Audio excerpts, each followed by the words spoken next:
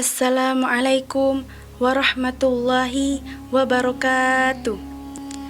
Hamdan wa syukran lillah, salatan wa salaman ala rasulillah. Rabbi shrahli sadari wa yassirli amri wahlul uqdatam min lisani yafqahu qauli. Kisah Ibnu Hajar al-Asqalani. Beliau adalah seorang anak yatim piatu.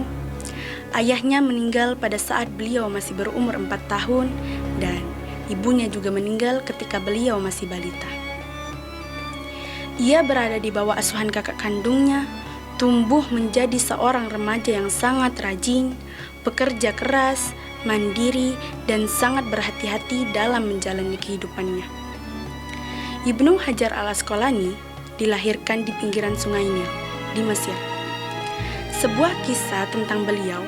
Suatu ketika saat ia masih belajar di sebuah madrasah, ia terkenal sebagai murid yang rajin namun juga tidak pintar, selalu tertinggal jauh daripada teman-temannya. Akhirnya Ibnu Hajar al-Asqalani pun memutuskan untuk pulang dan meninggalkan sekolahnya. Di tengah perjalanan pulang, dalam kegundahan hatinya meninggalkan sekolah, hujan turun dengan sangat lebat sehingga memaksa dirinya untuk berteduh di dalam sebuah gua. Ketika berada di dalam gua, pandangannya tertuju pada sebuah tetesan air yang sedikit demi sedikit jatuh melubangi sebuah batu. Ia pun terkejut karena ia melihat sesuatu yang menakjubkan. Melihat kejadian ini, ia merenung, bagaimana mungkin batu itu bisa terlubangi hanya dengan tetesan air saja? Maka ia terus mengamati tetesan air itu dan mengambil sebuah kesimpulan bahwa batu itu berlubang karena tetesan air yang terus-menerus. Dari peristiwa itu, ia pun sadar betapapun kerasnya sesuatu, jika diasah terus-menerus maka akan menjadi lunak. Batu yang keras saja bisa terlubangi oleh tetesan air, apalagi kepala manusia yang tidak sekeras batu. Jadi, kepala manusia bisa menyerap segala pelajaran jika dibarengi dengan ketekunan, kesabaran, dan kerajinan. Akhirnya, ia semangat kembali sekolah dan melanjutkan pembelajaran. Dan sejak saat itu, terlihat perubahan yang sangat luar biasa dalam diri Ibnu Hajar al-Asqalani. Beliau pun menjadi murid tercerdas dan melampaui teman-temannya yang telah menjadi para ulama besar.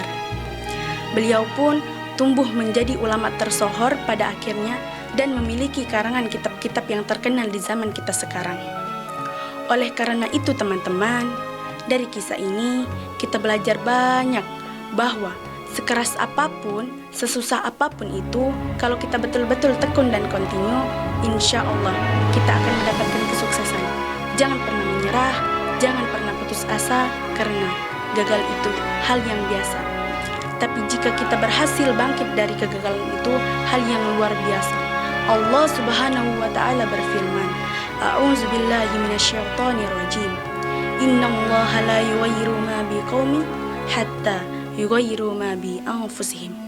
Yang artinya, sesungguhnya Allah tidak akan mengubah keadaan suatu kaum sampai Dia sendirilah yang merubah keadaan mereka sendiri. Semangat belajar teman-teman sekalian, terus rutin, continue, konsisten, insya Allah manjada wajada, barang siapa bersungguh-sungguh pasti ia akan berhasil.